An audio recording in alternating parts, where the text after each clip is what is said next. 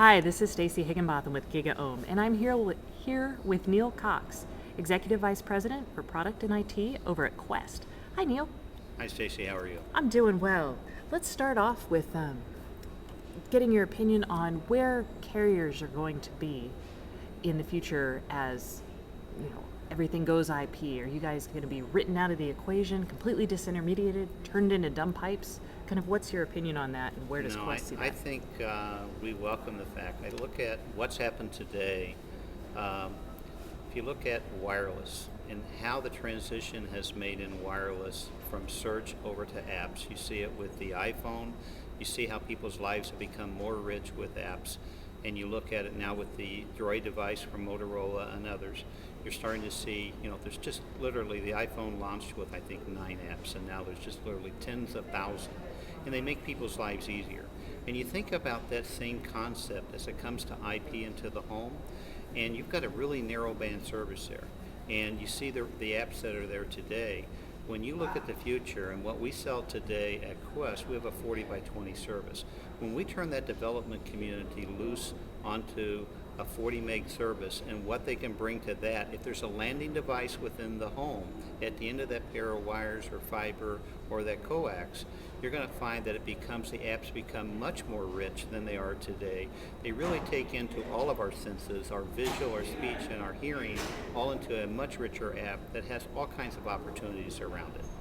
So are you guys going to create like a Qwest app store, or are we just talking about just the broad availability of apps on the public internet?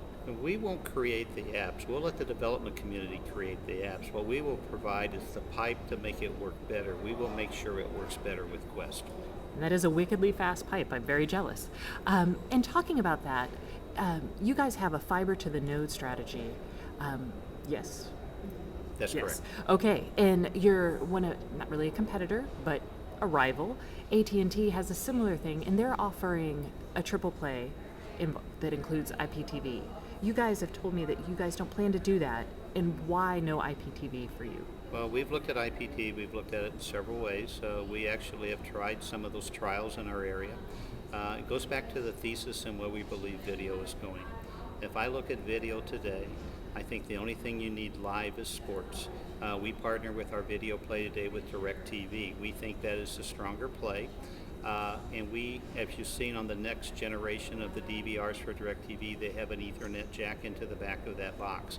We see the convergence of our broadband with the satellite, with their type of content, as being really our premier offering for our Qwest customers. We feel that is the best thing for our customers.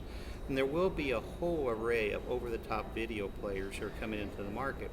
There's all kinds of disruptive type technologies, disruptive business models, there's ad-supported video on demand, and we want to welcome those into our network. So we are working with all those entrepreneurial companies to make sure that their products and services work better on the Qwest network than on other networks. So we're looking at content delivery type networks through our territory to make the experience for their customers work better with Qwest, because none of these work without that broadband connection, and we have that.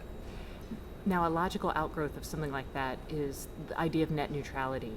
And I'm curious if that's an issue for you guys as you try to weigh these type of partnerships or deals with content providers. Is that even something that's in the forethought of your mind, or could that interfere with that? We are watching very closely at what goes on in Washington with net neutrality, and we will comply with whatever the FCC does there.